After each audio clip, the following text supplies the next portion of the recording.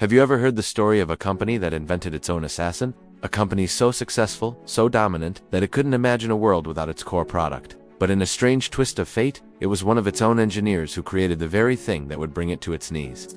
This is the tragic story of Kodak, and how fear can make you your own worst enemy. The year is 1975. A young, brilliant engineer at Kodak named Steve Sasson is working on something revolutionary. He's just assembled a strange-looking device about the size of a toaster. It's clunky, weighs 8 pounds, and takes 23 seconds to capture a single, grainy, black and white image. But this device is a miracle. It's the world's first digital camera. Sasson is excited. He knows he's holding the future.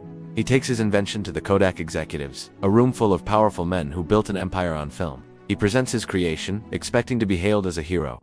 He shows them how it works, how it captures an image without film, storing it electronically on a cassette tape. He explains how one day, this technology could be in every home. But the executives don't see a miracle. They see a monster. Their reaction isn't excitement, it's fear. A cold, hard fear. One boss reportedly told him, "That's cute, but don't tell anyone about it." Why? Because Kodak was filmed. Their entire business model, their billions in revenue, depended on people buying rolls of film, developing them, and printing photos. This digital thing threatened all of it. And this is where the psychology of fear takes over. It's a powerful primal emotion. When we're afraid, our instinct is to protect what we have, not to embrace the unknown. The Kodak executives were terrified of cannibalizing their own sales. They were so fixated on protecting their golden goose film that they couldn't see the bigger picture. Their fear created a massive blind spot. They asked Sasson questions that revealed their deep-seated anxiety. Why would anyone ever want to look at their pictures on a television? They couldn't comprehend a world where physical photo albums weren't the standard. Their fear wasn't just about money. It was about their identity. They were the film company. Digital was a foreign language they refused to learn.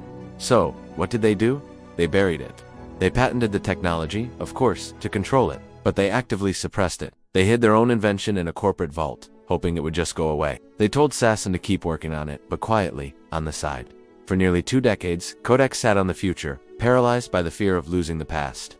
Instead of leading the digital revolution they had started, they doubled down on film. They invested in new film technologies, like the Advanic system in the 90s, which was essentially a more complex, but still analog, version of what they already did. It was like trying to build a faster horse-drawn carriage when the automobile was just around the corner.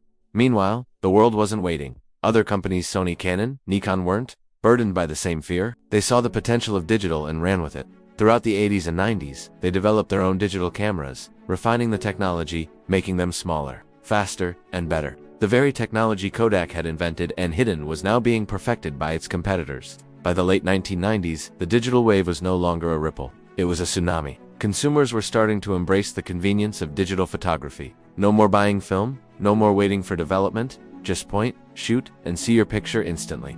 Kodak finally realized they had to get in the game, but it was too late. They were years behind. They tried to play catch-up. They released their own line of digital cameras, the Easy Share series, which were actually quite popular for a time, but they were still thinking like a film company. Their strategy was to get people to print their digital photos, hoping to salvage their printing and paper business. They missed the real revolution, sharing photos online. The rise of social media and smartphones was the final nail in the coffin. People didn't need prints anymore. They had screens. The irony is devastating. Kodak had the talent. They had the resources. They had a 17-year head start on the entire industry. They held the future in their hands in 1975. But their fear was stronger than their vision. They were so afraid of losing their film business that they ended up losing everything.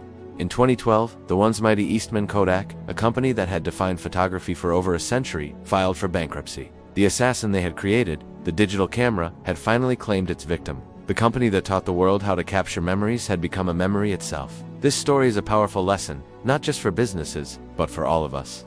Fear of change, fear of the unknown, can be the most destructive force in our lives. It can blind us to incredible opportunities right in front of us. We cling to what's comfortable and familiar, even when we know deep down that the world is moving on.